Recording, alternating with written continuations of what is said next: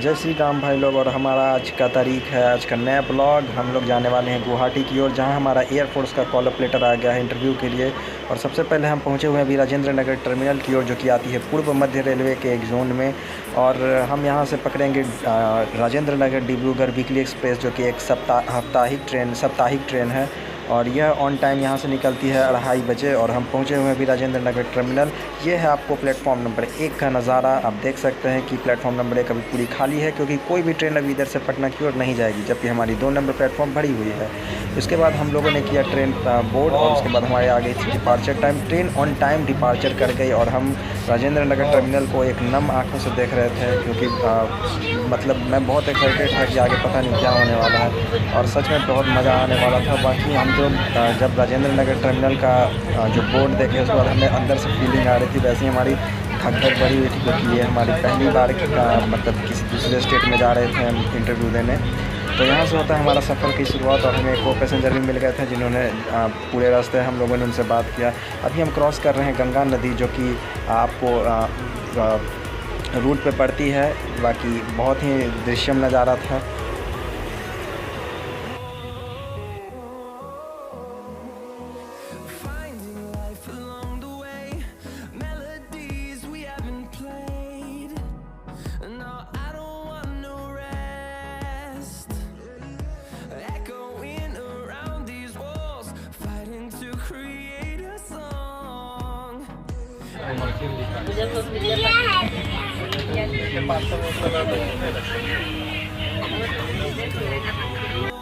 फ़िलहाल अंधेरा हो चुका है और हम पहुंच चुके हैं किशनगंज, जो कि बिहार के नॉर्थ ईस्ट का बॉर्डर पे पड़ता है यह स्टेट। और एक तरह से देखा जाए तो यह बिहार और बंगाल के बॉर्डर को जोड़ती है। और किशनगंज कहा जाता है कि बिहार का सबसे आखिरी ज़िला में एक है, आखिरी ज़िलों में से एक है, जो कि बॉर्डर से सटती है बंगाल की। और यह था कुछ ट्रेन का नज़ारा। रात हो चुकी थी, हम अपने अपने कंबल लेके सब कोई सो चुके थे। बाकी मुझे तो रात में नींद आ नहीं रही थी, इसलिए मैं बार बार बाहर देख रहा था। मैं चाहता था कि बाहर मतलब ज़्यादा से ज़्यादा मुझे नई चीज़ें देखने का शौक़ है, इसलिए मैं बाहर की ओर देख रहा था रात को भी।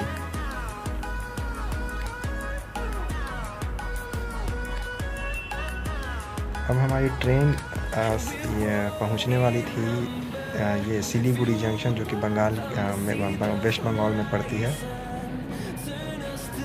पूरी अंधेरे में जब हमारी ट्रेन स्टेशन की ओर घूम रही थी, तब मुझे बहुत मज़ा आ रहा था। एक तो ठंड का मौसम और एक सुपर एकदम सन्नाटा।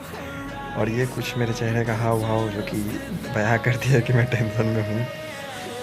बाकी अब हमारी ट्रेन पहुंच चुकी थी सिलीगुड़ी। यही है आपकी सिलीगुड़ी जंक्शन। एक ट्रेन यहाँ से निकल जाती है दार्जिलिंग की ओर, जहाँ आप आनंद ले सकते हैं पहाड़ों का और ठंड और हरी वादियों का। बाकी ये था कुछ सिलीगुड़ी जंक्शन। और अब आ चुकी है हमारी ट्रेन अलीपुरद्वार जंक्शन, जो कि अगेन वेस्ट बंगाल में ही पड़ती है। बाकी आप देख सकते हैं पूरा सन्नाटा है यह स्टेशन, तक कोई एक आदमी भी नहीं है। बाकी मैंने सोचा कि मैं उतर के थोड़ा वीडियो सैंपल बना लेता हूँ, ताकि मेरी ब्लॉग बन सके। बाकी ये देखिए, मैं मेरे चेहरे का हाव भाव आपको बता देगी कि मैं कितना टेंशन में हूँ। ये वही है अलीपुरद्वार जंक्शन। और हम सफ़र कर रहे हैं आज 3 टियर के कोच में। यहाँ तक कि 3 टियर का भी पैसा हमारे खुद का नहीं है, जबकि सरकार ने दिया है इसे, और हम सरकार के पैसों का अच्छा इस्तेमाल कर रहे हैं। अब हमारी ट्रेन धीरे धीरे असम की ओर बढ़ती जा रही थी, और हमारी दिलों की धड़कन भी बढ़ती जा रही थी। आप देख सकते हैं कि असम जैसे कि जाना जाता है कि चाय की खेती सबसे ज़्यादा असम में की जाती है। एक हमारा असम आता है और दूसरे नंबर पे आता है पश्चिम बंगाल। तो जैसे ही असम में आप जाइएगा, वैसे ही आपको यहाँ पर चाय की पत्तियों की खेती आपको दिखने लगेगी।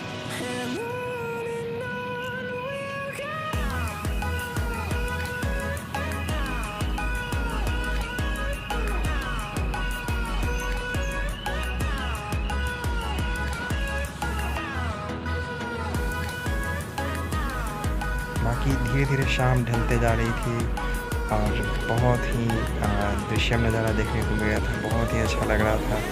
बिल्कुल नए जगहों को एक्सप्लोर करने में अलग ही मज़ा सा आता है। बाकी ये देख सकते हैं आप, ये कुछ असम का नज़ारा है, जो नॉर्थ ईस्ट जो हम कहते हैं 7 सिस्टर्स में से एक राज्य हमारा असम, जो कि सबसे ज़्यादा हाई कोर्टों की संख्या भी सबसे ज़्यादा हाई कोर्ट जिसके अंदर में क्षेत्र आते हैं, वो हमारी असम की ही है।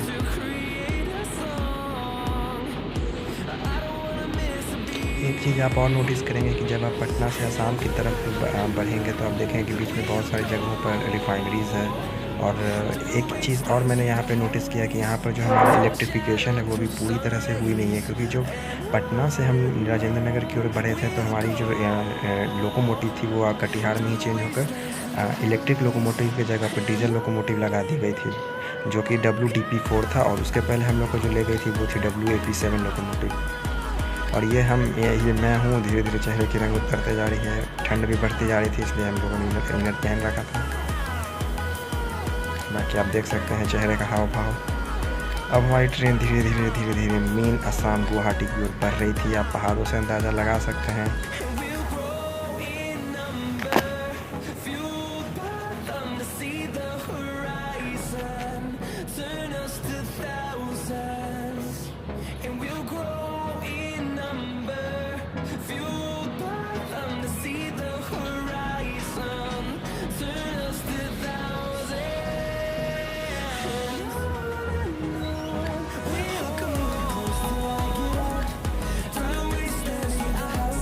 गेट पर खड़ा होने का अलग ही एक मज़ा होता है। यह मज़ा बहुत अच्छा लगता है मेरे गेट पे खड़ा होना। फिर ट्रेन ने पकड़ी स्पीड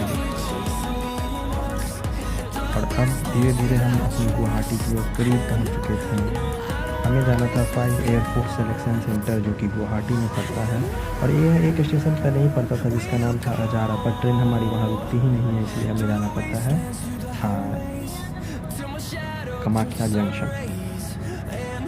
यह है हमारी ब्रह्मपुत्र नदी, जिसको बहुत नामों से जाना जाता है। यही ब्रह्मपुत्र नदी जब बांग्लादेश में जाती है तो इसे जमुना नाम से जाना जाता है, इसे सांगपो भी नाम से जाना जाता है। ये बहुत चौड़ी नदी है। इस पर लगभग ट्रेन को पार करने में 5 से 6 मिनट का समय लग गया था।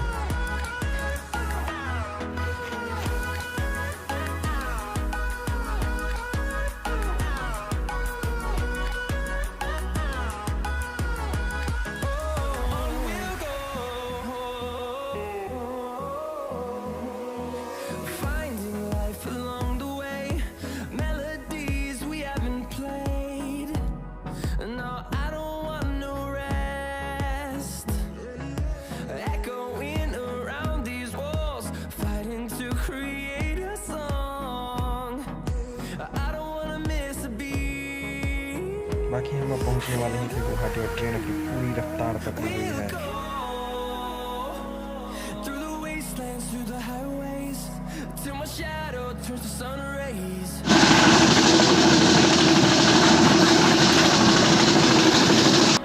आसाम खूबसूरत जगह है। यहाँ अगर आप नॉर्थ ईस्ट जा रहे हैं तो आपको एक बार यहाँ आकर एक्सप्लोर करना चाहिए। बहुत अच्छी जगह है सब। यहाँ स्पेशली कामाख्या माता का मंदिर, जो कि आपको कामाख्या जंक्शन से 5 किलोमीटर की दूरी पर आपको मिलेगी। आप वहाँ पर आराम से जा सकते हैं। आपको टेम्पो, बस सर्विस और सारी चीज़ों की सुविधाएँ मिल जाएंगी। यहाँ तक कि कामाख्या जंक्शन में आपको डॉर्मेट्री की सुविधा भी उपलब्ध है। आप डॉर्मेट्री भी कर सकते हैं। 130 रुपीज़ में रात के 8 बजे से लेकर 8:30 बजे हम लोगों ने 4 बजे किया था। ये देखिए है कामाख्या जंक्शन का नज़ारा। ये रात का नज़ारा जब हम पहुँच चुके थे। और ये देखिए, ये मैं सोने जा रहा था पर नींद आ नहीं रही थी, क्योंकि कल सुबह था हमारा एयरफोर्स का इंटरव्यू, जो कि जीवन का पहला इंटरव्यू था। और ये था कुछ बेड, आपको डॉर्मेट्री भी दिखा देते हैं। सीट में डॉर्मेट्री आराम से, कोई दिक्कत नहीं थी, सारी सुविधाएँ अच्छी थी। और ये हो चुके हैं हम तैयार हमारे एयरफोर्स के इंटरव्यू के लिए। और बताइएगा कैसे लग रहे हैं। पहली बार मैंने फॉर्मल पहना था, मेरी फॉर्मल पहनने का मुझे वैसा कोई इंटरेस्ट है नहीं, लेकिन क्या करें, इंटरव्यू के लिए पहनना पड़ता है। और हमें मिल गए थे अपने 4 दोस्त, जो कि हमने बना लिए थे नए नए कामाख्या जंक्शन पर। और ये रहे हम लोग सारे पूरे टाई वाई लगा कर हम लोग हो गए तैयार। फिर हम लोगों ने एक टैक्सी बुक की, जो कि अप्रॉक्स 450 रुपीज़ हम लोगों ने से चार्ज किया हम लोगों से लेकर, जो कि 14 किलोमीटर दूर थी कामाख्या जंक्शन से एयरफोर्स का सिलेक्शन सेंटर। हम वहाँ की ओर निकल पड़े थे। हम लोगों ने रास्ते में बहुत सारी बातें की, बहुत सारे मजाक मस्ती भी किए।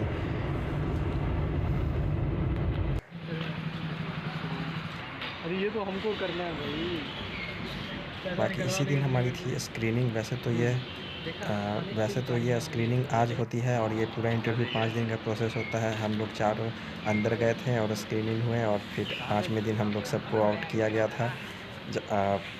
हम लोग पूरे मिला के 80 बंदों ने रिपोर्ट किया था, जिसमें कि सिर्फ रिकमेंड एक ही हुआ था, वो भी एनसीसी उसने कर रखा था, सी सर्टिफिकेट था उसके पास, और उसके पापा एक आर्मी में नायक सूबेदार भी थे। बाकी ये थी हमारी यहाँ तक कि लास्ट, जब जहाँ तक मोबाइल अलाउड है, इसके बाद अंदर मोबाइल अलाउड नहीं था, इसके लिए इसके बाद का क्लिप आपको नहीं मिलेगा। तो ये थी हमारी